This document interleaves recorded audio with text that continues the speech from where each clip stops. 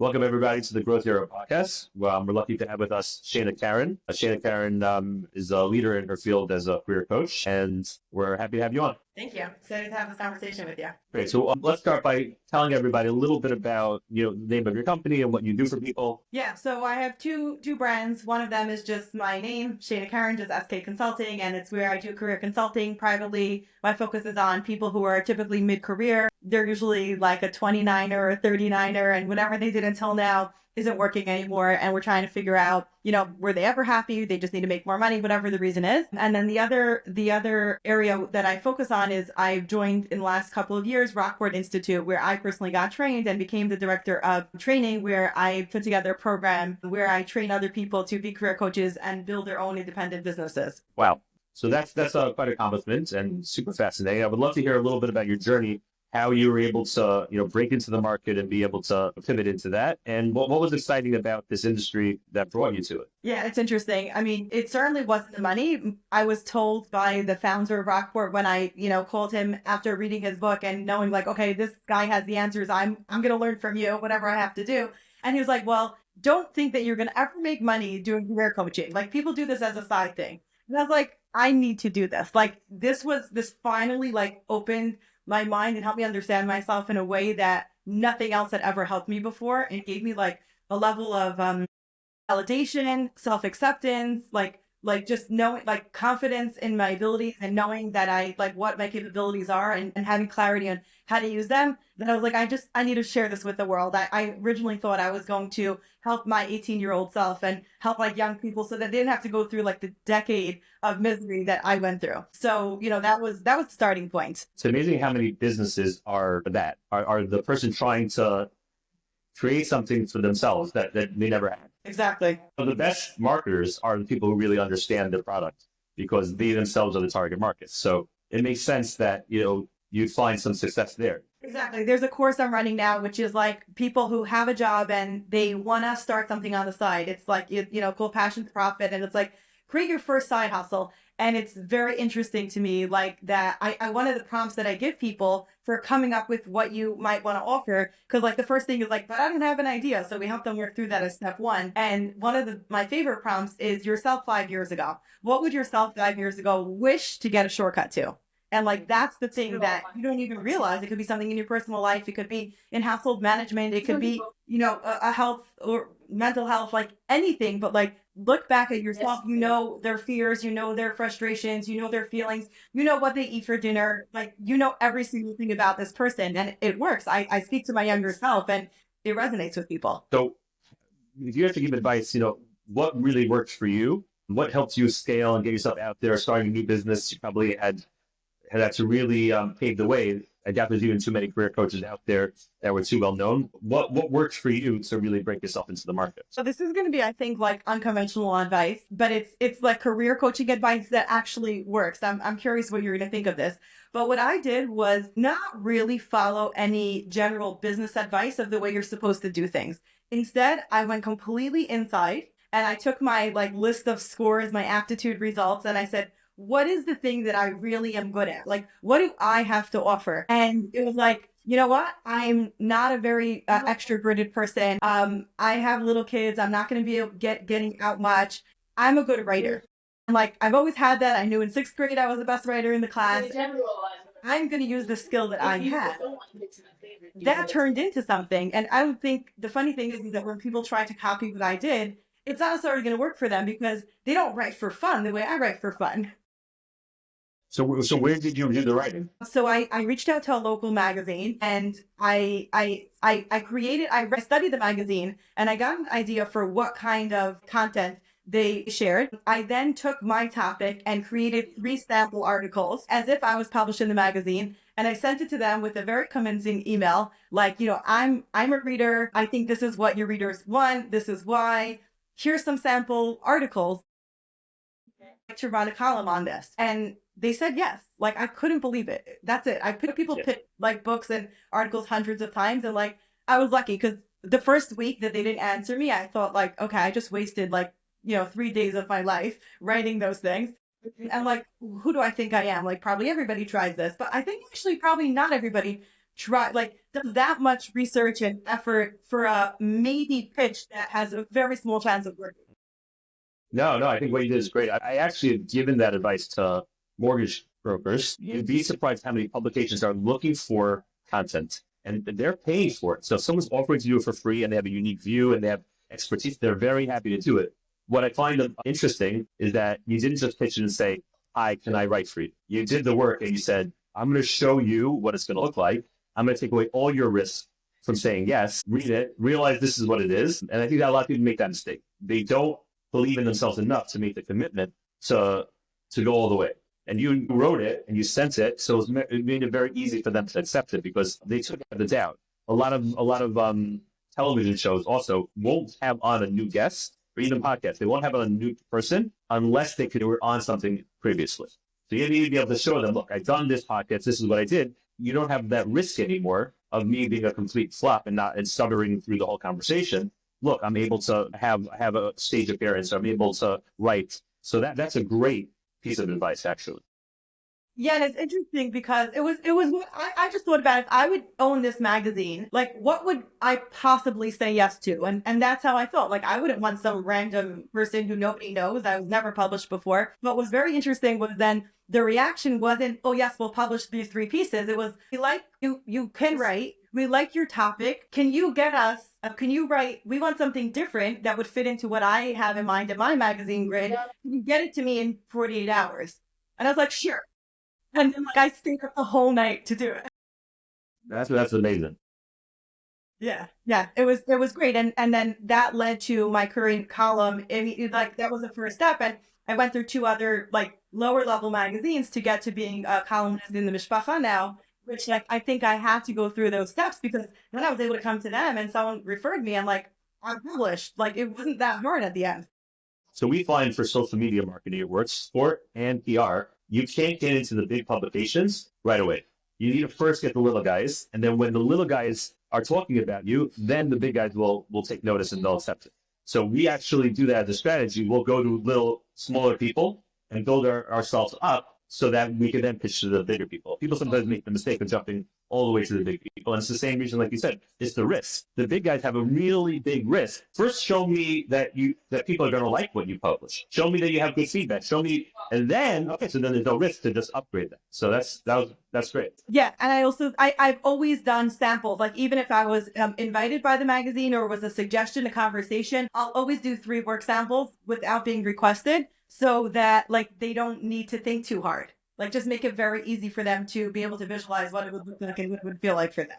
Yeah, so I think the biggest indicator of success for a business owner is, or even a salesperson, is how well he can put himself in the position of the buyer. And I find so many people get this wrong. They create products for the way they want to sell it because it's convenient for them to sell it as opposed to how the person wants to buy it. And I get this all the time, like, what do you think a person would rather have it this way? And the answer is, yeah, but for me, it's just too big of a hassle. My machinery, the way it is, they're always thinking from their perspective how they want to offer something as opposed to how a person wants to buy it. So you keep mentioning it, like I should put yourself in the head of the person who's looking at it. That is, and the biggest indicator of success is how well you could try on that perspective. We just had this conversation in the Passion to Profit class last night where someone said, I want to be an exercise instructor. I said, okay, well, what hours are available? Well, I have a 9 to 5. Okay, well, I would love to do Sundays. Who would you like to work with? Moms. Okay, do these moms have kids? Like, where are they on Sunday? Like, maybe you should cater to the kids that they anyways are planning to spend $25 a Sunday to entertain them. Or maybe you go to a kids program where they're dropping them off and then you offer a mom's class, like while they happen to be doing carpool. But like, just because Sunday is good for you, like that, you're not going to have a business. Yeah. And it's something that you think is trivial and you think maybe people should automatically understand it, but we catch ourselves doing it more and more. It's something you actually have to consciously work on because otherwise we all think from our perspective. And we always want to deliver because we have our own problems. We have to streamline the inventory. We have to figure out how to be profitable. And it's hard sometimes to say, okay, like, how do I make it work from their perspective that adds a whole layer of complexity that I might not want to deal with? So like you said, like, I don't want to be available on Sunday to moms. Like, to me, I want to have my life. But like, if you're offering that product, you have to make sure that the market fit is there. same topic that I always go to interviews. Like, stop worrying about yourself so much and recognize this person is really desperate to hire and wants to fill this position. If you could stop worrying about how you sound and think about what you could offer to them, you're going to win the interview every time. Someone told me about parenting. Like people always have kindness in their parents. Like they should have done this different, that different. They're doing it for the first time also, and that was like the biggest eye opener when I heard that. I'm like, you know what? That's a total perspective shift. Like instead of thinking about from yourself, like how they weren't there for you for this, and the other, it's their first time doing it also. Like, and when it became apparent, I realized I saw that in a whole different way. But yeah, perspective is such a huge game changer. Absolutely. So I would love to hear a little bit more about, how you do what you do. I think it's a fascinating, process. And you find that a lot of people go through their career and then they make that pivot, they make that shift. Is that because they want to find fulfillment? Is it because they got stuck in the career path that they were at, or they should have always been on the other path and they just denied it themselves? Like, I'm curious. Yeah, I would say there's like three categories of why somebody would end up needing to change paths. The first one is maybe the most common. They were pressured into making a choice when they were 18. And it doesn't mean it potentially was a mistake, but like it might have been a good idea for what you thought your life was going to look like when you were 18. Your 35-year-old self is a different person, hopefully. Like, but it's a lot of being pressured into a choice, which was kind of for me is like 18, we need to put together a resume. You're signing up for college. What's it going to be? Like choose right now without having the time to really think about it properly. So with the limited information that you have, you make a choice. And limited options because they give you like 5 careers as opposed to the 300 that's available. Yeah. You're kind of, the sad thing is that you're only choosing from what you know. And so like, you went to school, so then a lot of women become teachers because like you're basically just staying in school for the rest of your life. And then I work with people who are now like in their 40s, 50s, and they've been teachers. I had a client this week who's 42, teaching since she's 19, and like now is ready to like completely burnt out. Like she shouldn't be in the classroom anymore, right? But like she just, and I said like, did you choose that? Was that something you always wanted to do? Oh no, my neighbor offered me a job, and so that's the second category where it's just like you didn't really choose a profession, the profession chose you. And you just end up doing it until you get to a point where you're like, hey, I can't make enough money, or this is really not my skill set. I'm miserable here. I'm not even good at it. Like, I'm not me. And then the third category is kind of like, being born into a Jewish or Indian or whatever culture where like, nobody was asking you. You're a doctor, you're a lawyer, or you're a rabbi maybe, right? Like so then we do like what our parents expected. And for a certain percentage of people who have the same genetic makeup as their parents and it works for them, they're fine. But then there's always that one kid in the family who like, went to medical school or did the thing and they're just like, this is so not me. Like they couldn't even be successful at it. It's not usually failures that I'm working with. It's people who are like well respected and good at what they do. And they're simply dead inside because it's so not a reflection of who they want to be in the universe. So interesting. We have a similar process for branding. I find that a person starts a business thinking whatever the business is going to be. And then for the first 3 years, they're kind of like doing what everyone else is doing, like copying what they thought was successful. And then there's somewhere along the way they click and they find their way into doing what makes them happy and providing the product the way they want. And then at that point, they have to rebrand because what they started with and the way they present it to the world set a totally different expectation of what their new version of themselves are. And they have to go through a branding process to figure out the messaging that reflects who they are today as opposed to where they started. So it's interesting that a lot of industries have that, moment of shifting where there's a development and then they have to, take on a new identity. It's like a maturing stage. Like they start off they're a child and they're a teenager. It sounds like you have, and I know you work with archetypes also that are very similar to the personality type system that I use, right? Yeah, that's why I have a hard time doing it on a person that never did anything. Whereas from day one, their archetypes are the way archetypes are is that we all have all of them inside of us. But we don't know which ones are going to manifest and see success that are going to turn into real patterns as strongly until you actually go out there and have life experiences. There are some that are just innate, maybe like our motivation, but the way we want to be perceived and the way we solve problems, I think that changes based on how we see success in the workplace when we have problems. So it's sometimes too early to set those things in motion until you actually figured out that market fit. Which is interesting. It's very interesting though, but like I guess there's like the hero, the friend at the bar. So I'm curious to ask you then, like, my business, people always know that it's me writing my emails and writing my LinkedIn posts, and people who know me are like, oh, I can hear you speaking, which is, I'm like a solo, practitioner kind of, like the brand is me. But it's interesting though, because as my business evolves, I don't know that my voice changes, but who I work with has changed over the years. Like, how do you explain that? So what you're describing is a market fit. The way it works is that you have your personality, then you have the strengths that are born from the pattern that personality creates, right? So the repeatable process your brain is wired to see patterns, and then it creates that strength, and then that strength creates a function in your business that you're doing. You're answering the phone quicker because you're into customer service, right? Let's say there's going to be a segment of the market, your target market, that resonates with that, and then they're going to use you. And then that's a full stack, a brand ladder for that. And you have about 3 of those stacks for 3 different target markets where they find different elements of your personality that they cling to, and the way you do things fits their problems. So an example of this would be is, let's say we saw a person that was serving papers for people getting sued and divorces and things like that. And he found that the target market, and he ended up moving into that industry where he was a jester. So his personality was make jokes and make things lighten the mood. So if he was coming at a very heavy time, serving a paper of divorce, he was able to, for that target market who was accepting these things, he made them feel very comfortable. So he diffused the situation as opposed to having it blow up. He was able to, make he was very relatable and approachable. So for him, that works for that target market. And what you find is that you have let's say I find logistics, like truckers.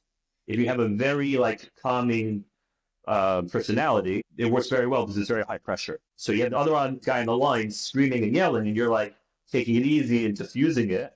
So it works very well in that position.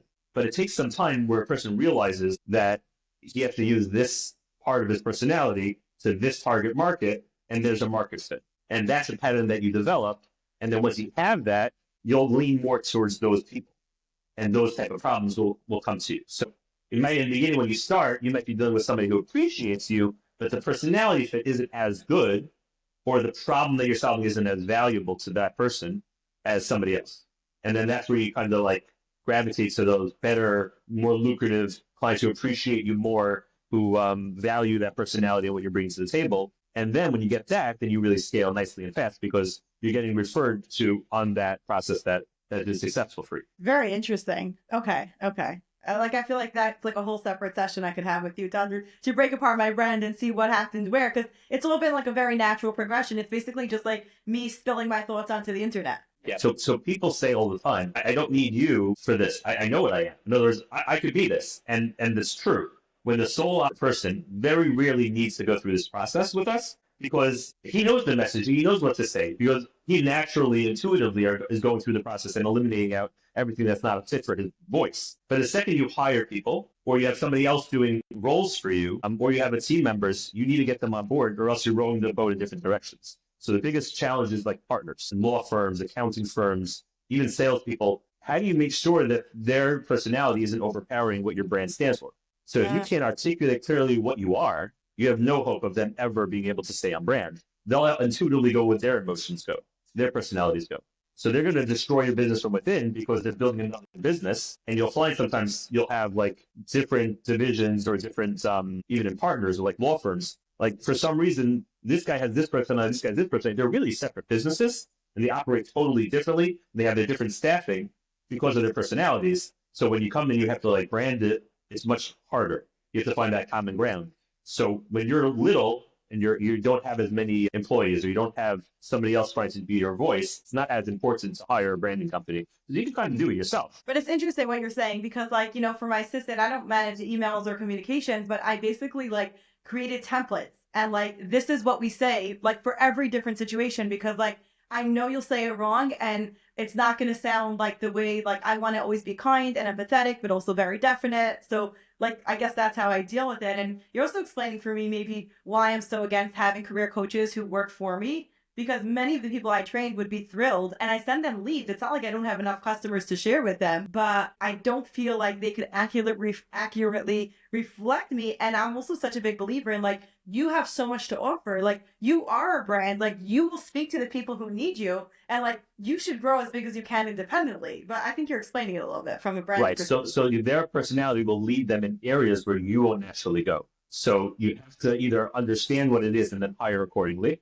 So you'll feel comfortable because my three archetypes are her three archetypes and you kind of gel really nicely. Or you have to be very good at articulating what it is. So what you mentioned is people make those, like, this is what we say. So those are great, but what happens when a new thing comes up and it's not on that list? So if you give them the personality on the archetype level, they understand how to make their own decisions because they understand we're over delivering in these areas because we have this personality. I could do that. Even if I'm not naturally that, I could do it if you explain it to me.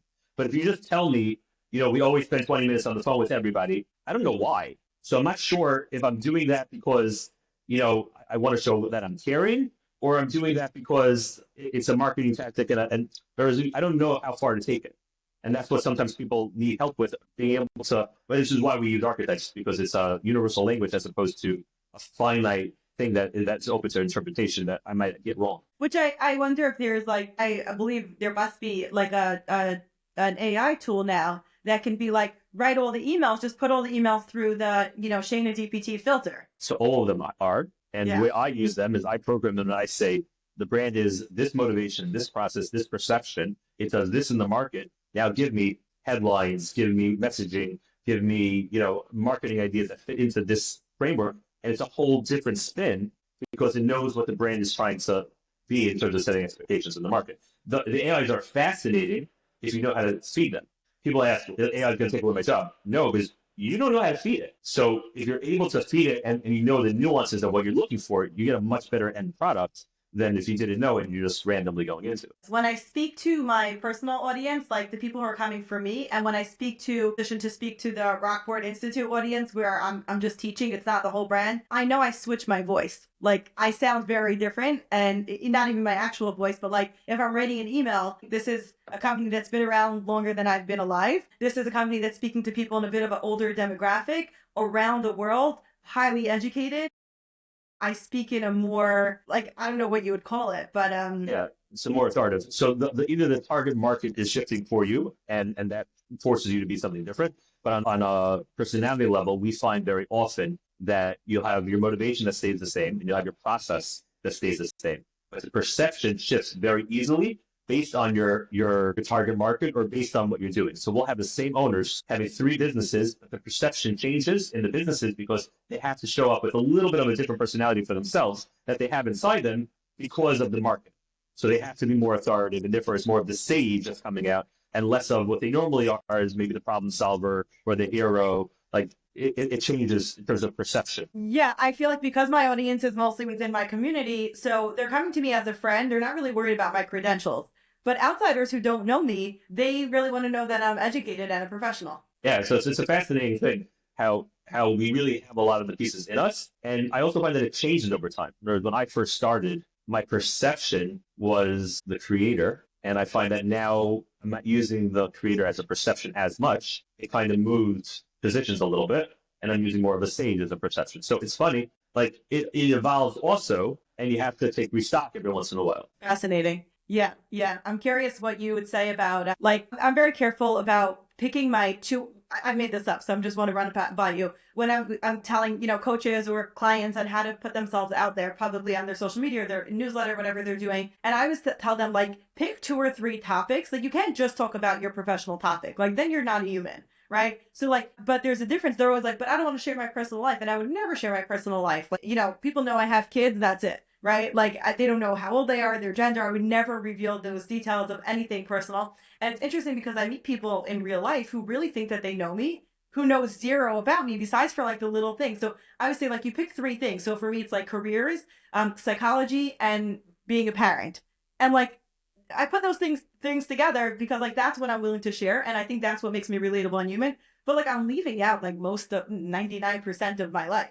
Yeah, 100%. Right? I think I finally do the same thing. I'm very much I end up with the same conversations. Even like when I go to like Shabbos tables, I'll find I have the same conversations. Like it's the same topics over and over again. I get good at those topics. It's not like sometimes I'm bored of it. Like when you're in the same company, we end up always having the same conversations with the same topics, as opposed to like sometimes you want to have new people just to have new topics. It's interesting how we tend to fall into patterns. Right. It's yeah, in personal life, like right. So people who know me personally and professionally will pull into that. I was visiting a relative in a new community just last week, and nobody knew who I was. They had never heard of my name, and I was just like the person that they knew's sister. Like it was so freeing because like I didn't have to talk about careers once, and I was able to like share all these other parts of myself, things that I'm learning, things that I'm interested in, books that I'm reading, like totally different topics. And it was very freeing. It was very enjoyable for me. So I would love to hear a little bit of how you help businesses that are looking for the career guidance of understanding how things work. I recently was doing work with a recruiter, and it comes up so much on the business level of how these personalities are affecting their internal dynamic. What advice can you give in that area? So when I go into a company, they're hiring me, it might fall like within HR, but it's, like a chief people officer is, what I have on my LinkedIn headline, which is kind of how I've termed it, that I'll go in and do a people audit. So the first thing I do is I sit with the owner, the CEO, whoever is in the daily position of, managing people, and I'll ask them to go through who works there and what they think they do. Then I have a meeting with each person and I ask them what they think they do. Fascinating. And just that, I also do a personality type on each one. Then I go back to the owner and I tell them, obviously if they tell me something confidential, I'm not going to share it back with you. So like people have my trust. But I do tell the employees, like, here's what I'm going to go back to the owner and say. So everything's very transparent, very open, and people feel really comfortable. And obviously when a business owner brings me in, they know that they have the potential of people knowing that they might get advice from someone and it might not be a good fit. So they're people who are very confident in themselves, in their business, and who really want the right people there, obviously, which is like a high level business owner. Not everyone's going to risk bringing me in. People are afraid of what if people realize how unhappy they are, right? So then I'll go back and I'll say, it's interesting. This person, you're like this, and this person has this personality. You could just Google it. If you take an INFP and an ESTJ and put them in a room, here's what they're going to fight about, right? Like, it's just so obvious when you could just I don't even do major testing on most people unless they're hiring, and then we come up with a profile. Do you default to Myers-Briggs? Yeah. Myers-Briggs, I'm typing people, I try not to do it if they don't ask me to, but if I'm sitting down and ENTJ. that makes sense. We're having this conversation. I'm an INTP. Yeah, 100%. So I'll go in and like, if you have a business owner who's like an INFP, right? So then they're the introvert, very caring, sensitive, which is not the classic business owner. But I'm thinking of one amazing business owner that has that personality type. And so he often hires people who have that more STJ personality to run things because, he's the vision, he's the idea, but he needs people to run things. Well, then there's going to be clashes. And he's never going to be able to give them the feedback that's necessary because he doesn't like conflict. And they don't mind conflict. They're just like, oh, why don't you tell me? So we can deal with those kinds of things. And then in terms of when people are hiring, sometimes they'll want to create a profile of, I don't know why, this person's good, this person's good, this person isn't working. I hired somebody, their resume looked perfect, and it's not working. So I need to figure out. So we'll test everybody, do much more than Myers-Briggs, like real aptitude testing. And like, what are the skills that you look for? And people don't usually recognize, like analytical reasoning. There's a lot of jobs that is obvious you need to be analytical, but there's many jobs that you don't realize that, well, this is the critical piece that someone's missing, right? And like, it's very interesting which kind of jobs need that.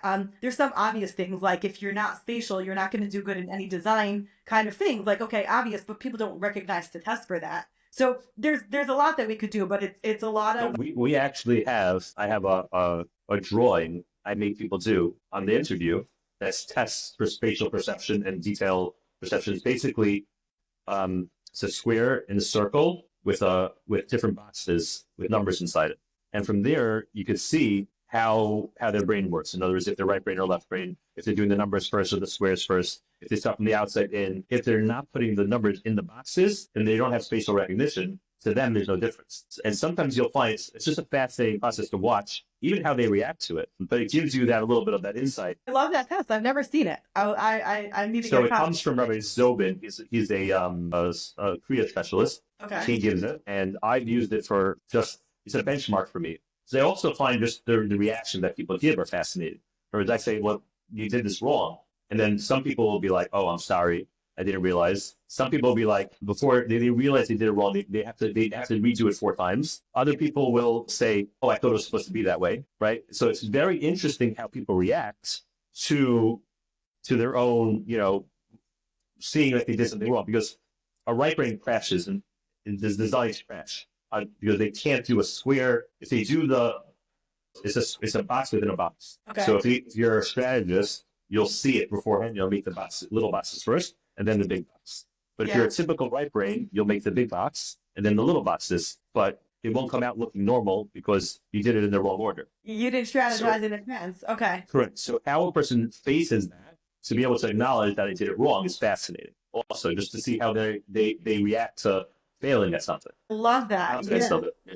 That's so cool that you use that, because people don't use these basic things. It's how many seconds does that take to find out if the person has the skill or not? And it's just fascinating. Like people, business owners, why would they know that? Why would they be trained in this? They're not career experts. They're not personality experts. But you have to be careful with it. I did it at a board meeting once to show them how it worked. And there was a volunteer, and I did it on him, and I was able to show him, you're confident, this, that, and the other. And afterwards he came over to me and said, I'm very upset at you. He said, I felt very exposed and naked that you saw all this about me. I didn't know you were going to do that to me. Like, you have to be careful with it, because people don't realize how much they tell a person by just doing a simple test like that. Yeah.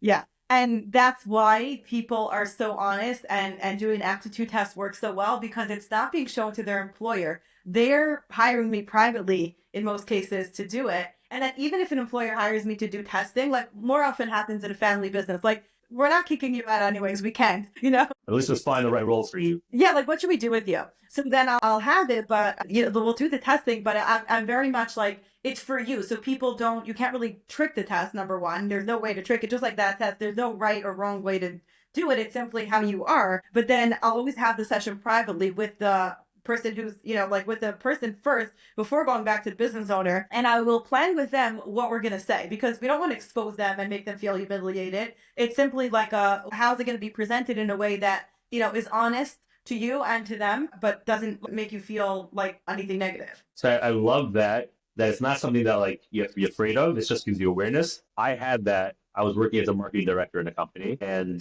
the way I classified it was there's 4 different cultures. When we do culture, there's tribal, aggressive, free, and like micromanaging, controlling. And I found that I would come with a plan and say, we're doing this. I love this idea, we're doing this. And I got such pushback on it. I could never get anything through. And I realized that my personality is, I'm more of the free spirit type of thing. So I have the thing, give me an okay and let me run with it.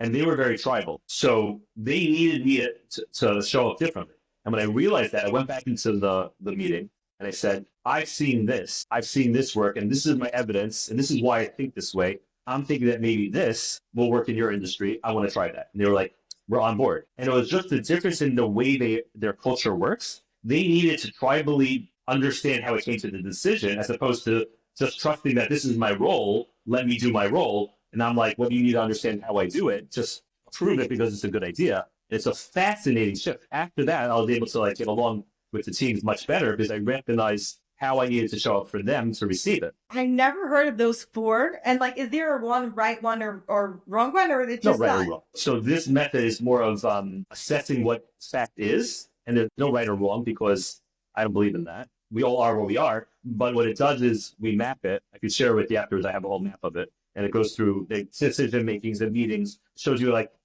it allows everybody to map what they currently do. And then you look at it and say, does this create problems for people that are not naturally like this? And do you need to add in protection for those people? So an example of it was, we were working with a company and they were saying, we're very free.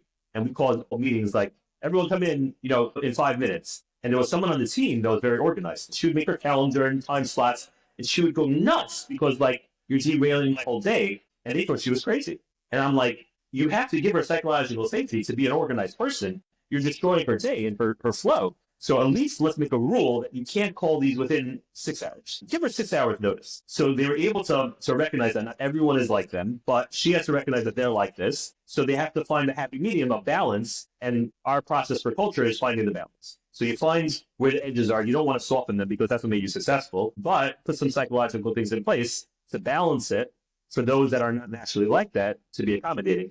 And we found that created a lot of psychological safety. It was fascinating. You're making me think of also like another interview or like raise negotiation tactic, which is it's so funny. It's the same exact thing. I had a session yesterday where the person was going through a similar thing, and this was actually like a raise. But I would say even initially for an interview, you need to put yourself into the owners. If you really want this job, you need to get into their personality, how they speak. Are they looking at you? Is it a very formal meeting? Are they in a suit and tie? Like, and you need to match their tone, right? Like exactly like what you're saying in the reverse. With the salary negotiation, I have a course that's like how to get a raise, because I've done this hundreds of times with people, and instead of paying me for a private session, which is going to cost you a lot of your raise, well, a small percentage of the raise you're going to get, but you're afraid because you don't imagine you can make that much money before you hire me. So I turned it into a course, and you could follow it along, and I have templates that you could fill out. But then at the end of it, I say, okay, now what personality is your boss? Right? So someone took this course and then came to me this week and said, can I just do a quick follow-up to run through? I followed everything.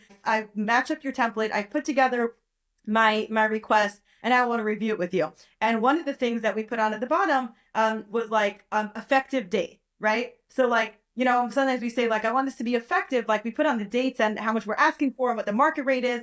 And then we put effective date. And she was like, this is like, my personality is like this. His personality is like that. It feels like very like rude. And it was a small one-person company, and this was a remote worker. And I was like, no, take that off. Like for this personality, like putting a date is not like, you have a kind, generous boss who appreciates you, and like don't go putting dates in there. So like that's also like knowing the culture. Like if you come across as like I'm the boss, like no, you're messing up the dynamic that you have there. Like exactly like you're saying about the recognizing the tribal team. Like you got to figure out like, does this person like things written professionally? Do they want a quick email? Do they want to be, passed by in the hallway with a quick question? And like, that's a lot of what I'm helping people figure out, because they'll have these conversations, they'll just mess it up. They're giving the professional email to the casual boss. They're dropping something casual to the guy who wants it in writing, like all of these things. And there is no real right or wrong. In other words, when people say you have to be careful how you speak to people, but then look at Netflix's Red Apple Candor. It's the opposite of that. So it works so well for them. Why? Because it's not personal. This is the way we are, and we create psychological safety for those that, we'll balance it a little bit, but it's not personal anymore if it's stated out loud. Right. If you know the culture is that, then I'm just being culture. It's no longer offensive, because the way that people are so sensitive to the way they take things. If you know that this is the way we speak, we're just aggressive, and it's not personal. This is just the way we are. So that sometimes also like helps. It's like an American landing in Israel, right? And it's just like, no, they don't hate you. They're just honking because that's how they. Yeah, I hear that. It's culture. That's what it is. Yeah. Yeah, and that's why I don't like it when people come in and they try to change culture to make it all safe, because then you're taking away whatever made them successful. Like if you try to like minimize, it works for them. Like why change that? Like why neuter what everyone's doing well for them because it's politically correct to not do things in a certain way. Which I think goes into also like content and personal branding. Like I did a post last week that got a lot of hate, but it got equal amounts of love. And the amount of private messages that I got for it were people who were furious at me and people who were like so grateful that I said this were more than I've ever gotten for a post before. And I've been posting since 2017, like regularly. Wow. So, but I think it's interesting because like, great, it narrowed down my audience, and I'm not going to take back what I said. Like, I fully believe it. Will I change my mind in the future? Who knows? Maybe. But like right now, if you hate me because of that, I'm so glad. Goodbye.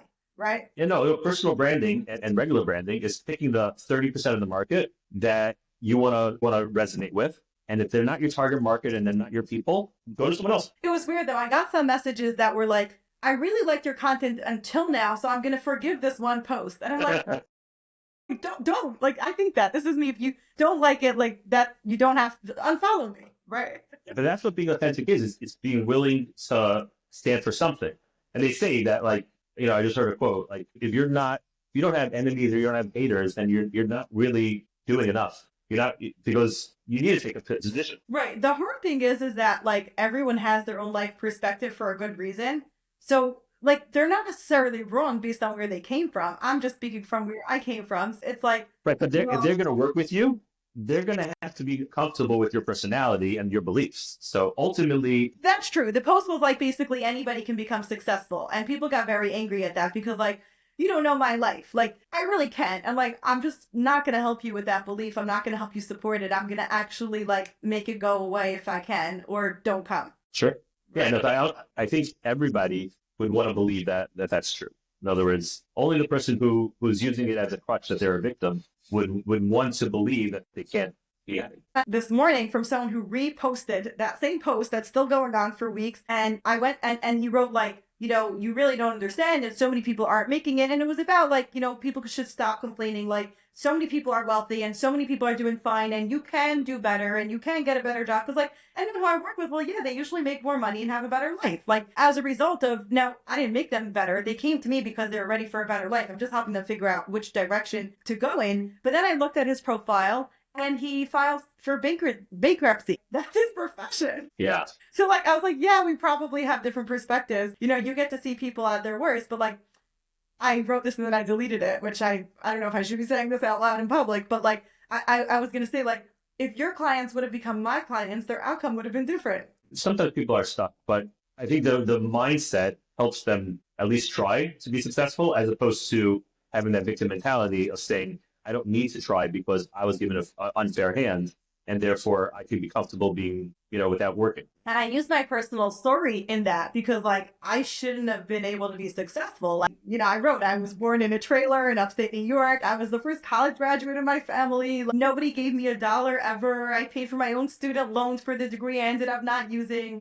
I had all the things. I lost a parent young. I went through a lot, like family, like growing up, like very, very difficult life compared to most people I know. And like, I could just say like, I don't have it, but like, why would I do that? Like, why wouldn't I just choose to make a great life? And like, people are just like very upset. Like, why would you say that people could control their destiny? Like, how dare you? Like, I am in a really low level job.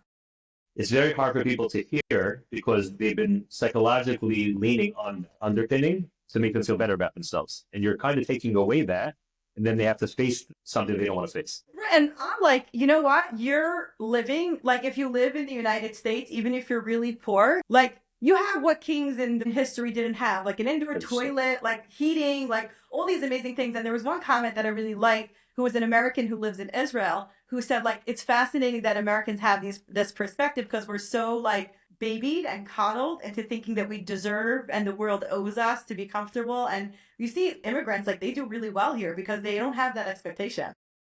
Yeah, fascinating. Yeah. Yeah, so this is a fascinating discussion. We could probably go on for hours. Thank you so much for coming on. Really enjoyed it. Thank you, Sam. Appreciate it.